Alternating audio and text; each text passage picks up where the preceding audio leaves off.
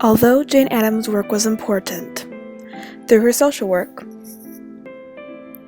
Ellen Gates Starr explored the arts and the Hull House, thus encountering immigrant children, giving them a better education in exchange for her time and life.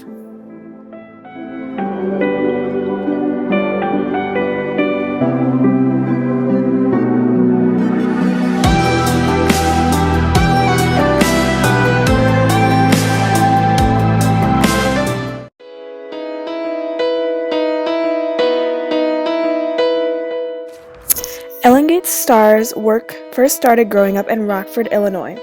Miss Starr was born in March 19, 1859. Ellen is the third of 4 children in the family.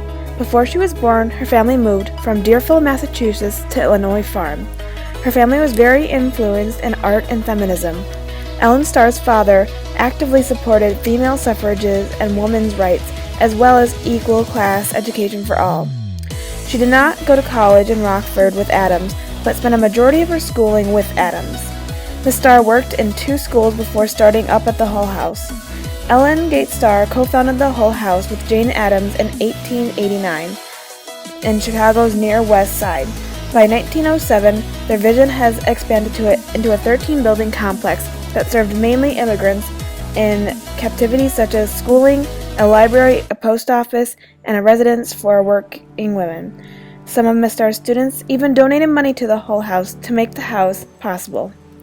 Even Ellen Gates Starr set up a household with some family mahogany and in the vague idea of helping people around them. Later on, she would also encounter immigrant children.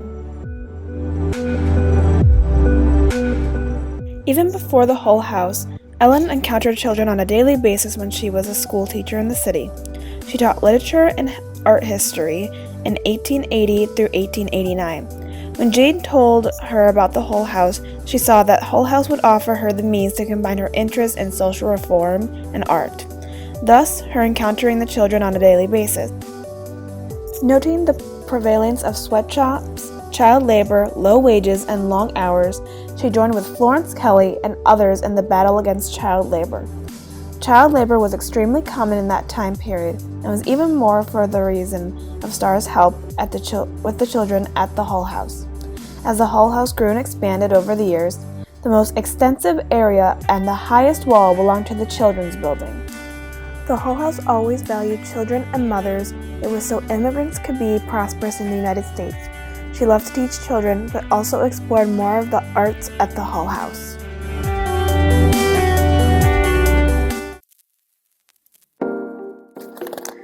Ellen Gates Starr explored the arts through the Hull House and her studies. During her time there, she promoted art appreciation among the residents of Chicago by establishing reading clubs, teaching art history classes, and decorating Hull House with works of art. Even though Starr took no art courses at Rockford, but came from a family interested in art and feminism. Her aunt had studied art in Boston and Philadelphia and established her own auditorium in Chicago. Both Jane Addams and Ellen Gates Starr were exposed to art in their youth. When Starr was at Hull House, the first settlement house art exhibits sought to improve the lives of poor by introducing ideals of beauty and models of good design. Later on, her involvement with arts and craft movement, the settlement participation of the arts and craft movement, feminine artistry, demonstrated through traditional crafts became accepted creative process. Also, the decoration of public schoolrooms, which to novel a lovely thing, is now carried on by the Society of Art in Schools, of which Miss Starr was the founder and of which she is the president. Although she explored the arts in many ways, she in turn would give her life for the better of immigrant children and workers.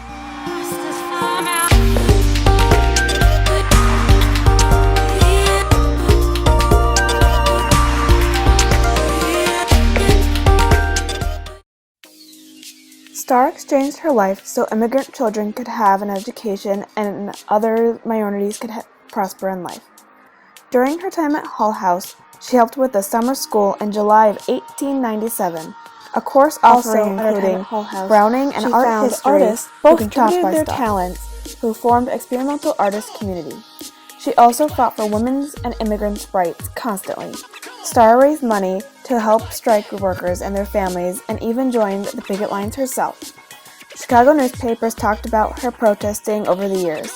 A quote from a Chicago paper says, "Miss Starr was arrested while picketing with members of the waitress community. She was asked, 'What was your purpose in being on the Randolph Street March 2nd?' he asked. To aid the striking waitresses, cooks, and bakers in the standardization of the culinary industry of Chicago." Later on in the trial of the case, the whole house got a call saying, "I'd like to congratulate Miss Starr," meaning that Miss Starr had won the trial. In short, she gave her life to an amazing cause and took her place in history.